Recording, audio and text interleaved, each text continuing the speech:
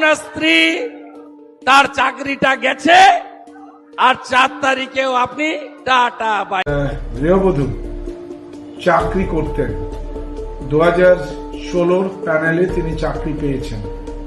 আমাদের কাছে এরকম কোনো তথ্য নেই স্কুলে কখনো তিনি চাকরি করেননি। তিনি আমাদের প্রাক্তন ছাত্রীও, তার স্বামী তিনিও আমাদের প্রাক্তন ছাত্র বাপি হালদার এবারে লোকসভা নির্বাচনে একজন কন্টেস্টিং ক্যান্ডিডেট হিসেবে দাঁড়িয়েছেন।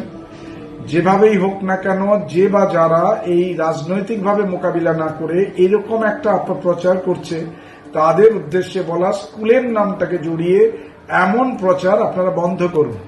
কোনোভাবেই যেন এটা আর নতুন ভাবে এটা চারদিকে ছড়িয়ে না পড়ে। মিথ্যাকে দিয়ে সত্যের সূর্যকে কখনো ঢাকা যায় না। আমরা আবেদন করব, যে বা যারা এই প্রচারের সঙ্গে যুক্ত আছেন তারা যেন সরে আসেন।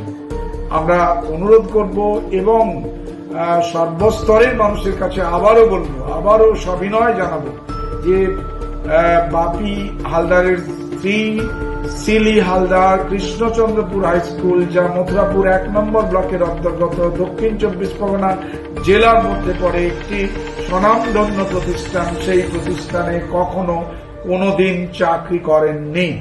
চন্দন মাইতি, প্রধান শিক্ষক, কৃষ্ণচন্দ্রপুর হাই স্কুল, মথুরাপুর, দক্ষিণ 24 পরগনা। ধন্যবাদ।